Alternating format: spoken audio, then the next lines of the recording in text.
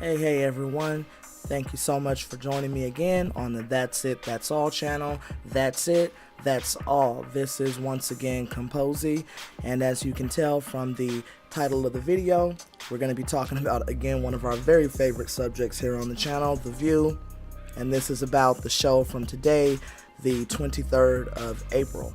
So just to start off, it was a good show with a lot of very interesting topics. I really enjoyed today's show, seeing Melinda Gates.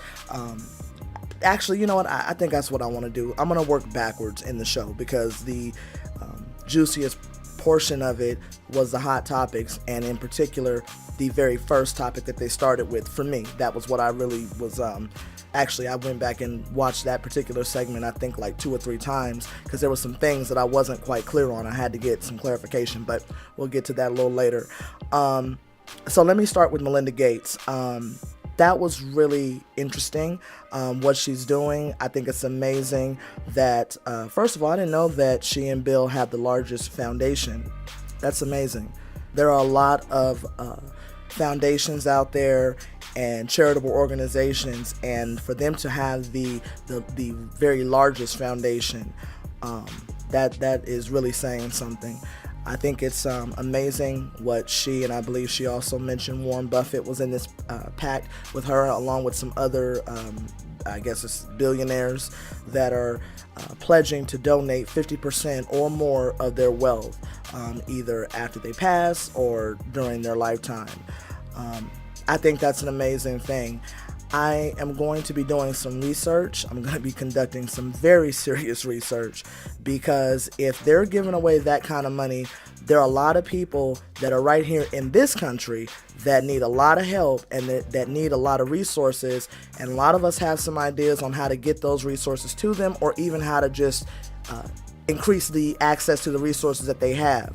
So if there are billionaires out there such as the Gates and the Warren Buffetts of the world that are giving away 50% or more of their wealth, there has to be some way for the average person not to so much sit for money, but to go ahead and try to give them some ideas, or maybe, point them in some directions as far as some ways they can start helping, in particular in our country. There's a lot of need here.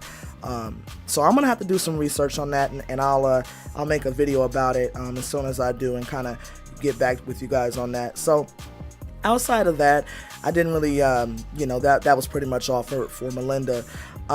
They talked about feminism in reality TV. I thought that was a pretty hilarious subject and topic, because they really were trying to, and when I say they, I don't just mean the ladies on the panel.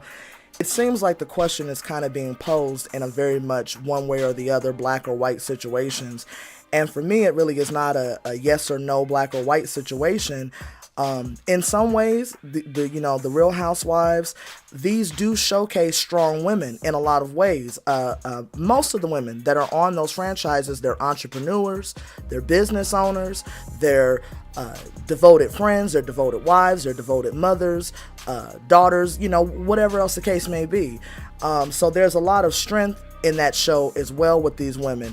Now, I definitely understood, and I understand where Gloria Steinem is coming from, because the other hand of it is, cameras being around and being present for people definitely heightens their reactions to things, and it heightens how they're gonna handle certain things. And so, and the other part of it is, it is a reality show. It is entertainment. So there has to be some entertaining in there. And the truth of the matter is, Andy Cohen and Bravo and the people, the many people that work on those shows, that franchise, The Real Housewives, they know what it is that draws people, and they understand that element of drama. People do love that drama, and they bring that. Now, I don't know if that's always for the best. There has been some very ugly things that have happened through the years because of that particular element of the show, but I don't know. I guess that's just kind of what goes with the territory. I wonder how some of these situations would have gone down had there been no cameras. Now, listen, some of these people, obviously, I don't know any of these ladies, but some people in the world really are what they would call in my family bad actors. Some people just are going to show out. They just gonna show their ass, for lack of a better way of saying it. And so though some of those ladies just could be like that, period, in general, with a camera around or with nothing around. I don't know. But I think the question is not really a black or white one. I think there's a little more nuance to be seen in this.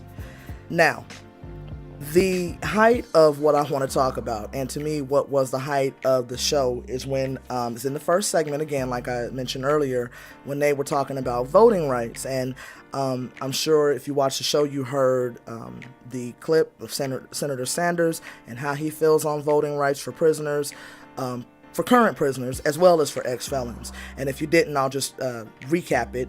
These are not his exact words, but he feels that voting rights should be extended to people that are currently serving time, no matter what it is that they've done, no matter what it is that they're serving time for, and also that voting rights should be extended to ex-felons. Well, over the last 10 years, our country really has made a shift on our thinking as far as ex-felons and them deserving to have the right to vote restored.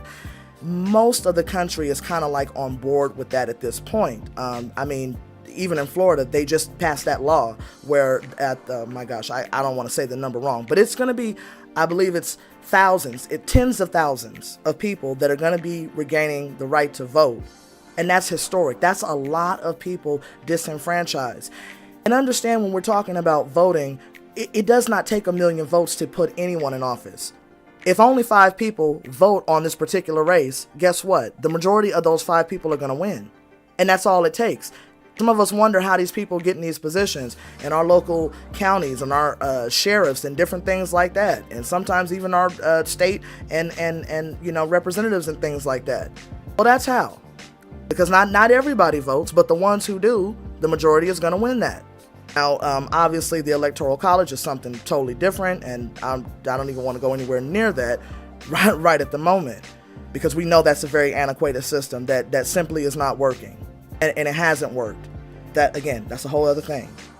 So, Senator Sanders states that how he feels about voting rights, and they also played Senator Harris's clip on it. And she said that in regards to people that are currently in prison, that she thinks that it's a conversation to be had. If you also listen to what Sonny had to say, what Sonny's point was, according to the Constitution, it's a states' right issue. And so, as Abby went ahead and mentioned, Senator Harris had been a general attorney for California, so she has worked in this capacity. And I think that's the point that she was trying to make when Senator Harris, that is, stated that she thinks it's a conversation that needs to be had. That may not be a one prescription, a one pill cures all type of thing. I personally do not mind a person that is measured in their response. Consider myself to be pragmatic. Everything is not always jumping off one ship or jumping off the other. Sometimes you just kind of, stay in that little plank area because you have to. And I'm not sure if that's what Senator Harris was doing or not, but I appreciated her response. I don't like knee-jerk reactions. Don't just say something in the moment to get a response, because later on you're going to have to deal with that and you're going to have to explain that. Such as what they were saying about Senator Sanders. Everyone at that table agreed that what Senator Sanders had said would be used as a campaign ad against him by the RNC. And they're absolutely right. Hearing that on its face sounds really crazy, to say that the Boston Bombers should have the right to vote. But also, as Sonny mentioned, Senator Sanders represents a state that currently allows prisoners to vote and ex-felons to vote. Now, I think that it's worth noting that the 2 states that currently allow this are Maine and Vermont. It's no coincidence that these are not states, I'll put it this way, these states are not particularly known for their diversity. And so I guess the question I'm asking, and hopefully you can answer me down in the comments, does that have something to do with the reason why those 2 states have those particular laws and why the other 48 do not? To Sonny's point, black and brown people are disproportionately disenfranchised. This is not new information. This is empirical information. There are studies, there is research, even done by government bodies and entities that we may not always necessarily want to trust. There is empirical evidence that states that persons of color are disproportionately disenfranchised when it comes to the vote. I'm happy that Meghan knows the name of Alice Marie Johnson. It's an excellent case.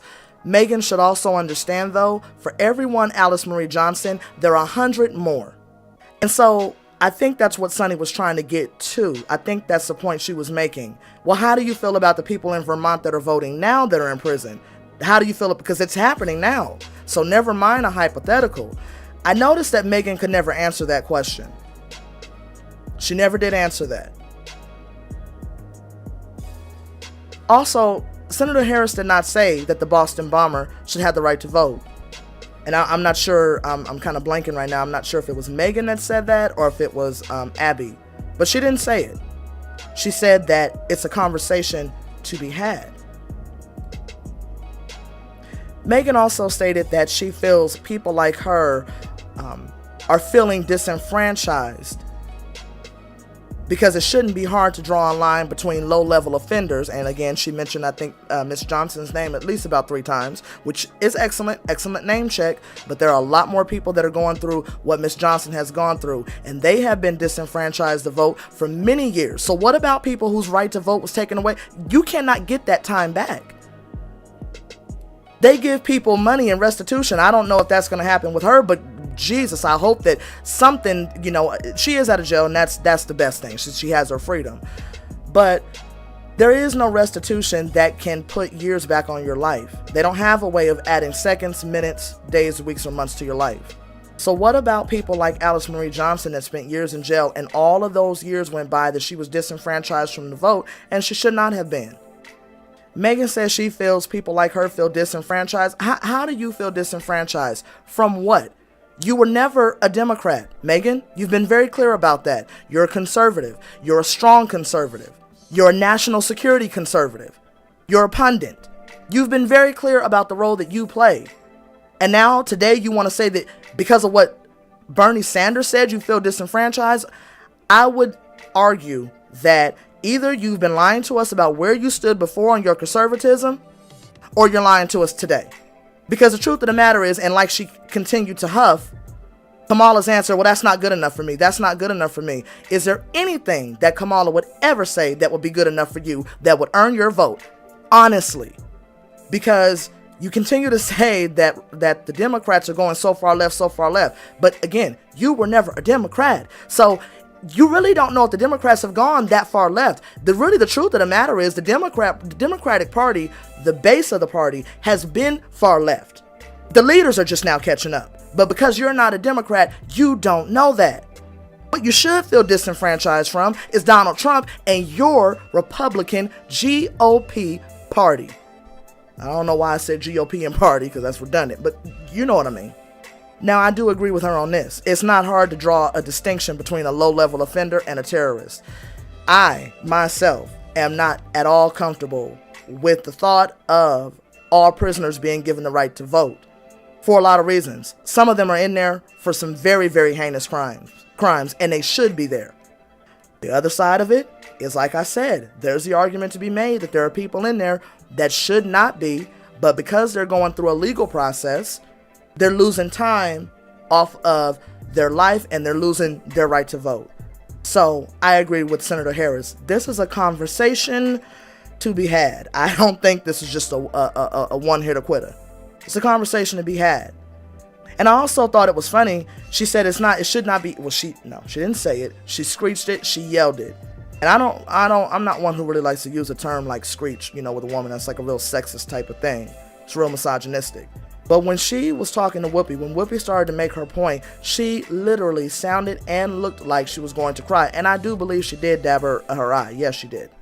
But how hard was it for Trump to draw a line and a distinction when asked about any domestic terrorist? There's been a lot of domestic terrorist situations that have happened over the last several years. When asked about any of them, Charlottesville, we know what he said about that. Oh, there's good people on both sides. People to be blamed on both sides. Is it really hard to draw a distinction from people talking about Jews will not replace us, from the people that's over here talking about you guys shouldn't be saying this kind of thing? Is it hard? But she was not, she didn't, The leader from your party, the party that you serve in, the party of your father. You're not upset with him when he doesn't make a distinction, but you're ready to cry and throw a fit about Bernie Sanders, someone that we all know you would never vote for. And I'm glad that Joy asked her that series of questions, because she got her on record. She got her on record with this. Well, how do you feel that way about, what about the domestic terrorists? Well, what about the school shootings, the child molesters? I'm not even really sure if Meghan really fully processed the questions that Joy was asking her, because she was so, you know how like you get so caught up in trying to make your point that just to shut the other person up, you just kind of like, yeah, whatever. You know what I mean? And then you just kind of go ahead with whatever it is you're trying to say. I'm not even sure if she heard the questions that Joy was asking her. She just wanted to, yes, of course. You know, I've said this in a previous video. I am not one who's always enjoyed Whoopi as a moderator, but I love the way she handled the table today. I love the way that she handled the table today. I think she did it with excellence, from my opinion. She handled it with total excellence. Her saying to Meghan, I get that. And I think she had to say it to her at least 2, maybe 3 times, if I'm not totally mistaken. I get that. I get that. And she kept bringing it back around and trying to remind Meghan, the question is not, you asked the question, should this guy, should he get out, the Boston bomber that is, should he be allowed the right to vote? And Meghan was completely missing the point because she wanted to get on that emotional appeal. Well, this guy took American lives and he did this and he did that. No, well, you know what? Dylan Roof, who walked into that church and killed those 9 people in that prayer meeting, he took American lives too. You know what? The cops apprehended him, knew he had a gun, apprehended him safely, and took him to Burger King. He destroyed American lives. But whenever somebody is asked about that, it's all, you guys always want to equivocate. Well, you know, he's not well. Well, he had problems. Well, the problem he had was this neo-Nazism thing or whatever. That's the problem he's having. But whenever people on the other side are asked about these types of situations, there's always some equivocation. Meghan is completely incapable of listening to other people. She started to bring up about her brother and Abby's brother serving in the military. Meghan, there are Democrats that serve in the military. I don't know if you know this. There are a lot of liberal people. There are a lot of people who don't ascribe to any party that serve in the military. Conservatives do not get to hold that as a mantle because conservatives don't own the military, just like you don't own God. And the last thing I'll say about the show from today is this. Whoopi was trying to wrap up. This was a very interesting moment. Whoopi's trying to end the segment, okay?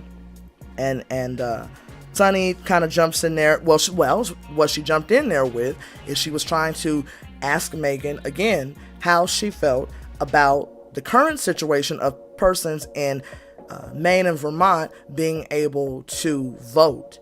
And Meghan never answered. Again, she didn't answer. And right as Sunny was finishing her question, Meghan says, well, maybe you think terrorism is funny, but I don't. And Whoopi's like, don't do that. Don't do that. That's what I'm talking about when I say she does these emotional pleas. That right there is an emotional plea. Because she knows good and well that nobody at that table thinks terrorism is funny. She knows that. Meghan is not ignorant. And I really appreciated the way Whoopi handled that, because she said, don't do that. I think she repeated that a couple times. She said, don't do that. And she didn't really go in on her as far as like really checking her. But what she did was she made her point. She explained the situation. She said, we're not laughing about terrorism. We're laughing because I'm trying to go to break. The man back here with the prayer hands and he's trying to wrap me up, and Sonny done started up with something new. And she made it funny, explaining that she had a need to go to commercial break. And that's why I believe it was she and Abby who were laughing. So yeah, today's show was something else. This video's ended up running a little bit longer than I intended it to, but I again thank you guys so much for joining and listening to these podcasts. I really do look forward to doing more of these with you guys. Please like and comment or dislike, whichever way you feel. We appreciate the feedback one way or another, seriously. So make sure to turn on those notifications too when you subscribe, so every time a new video drops, you'll be able to get it right away, and we can get into our dialogue about all the craziness. And with all that said, that's it, that's all.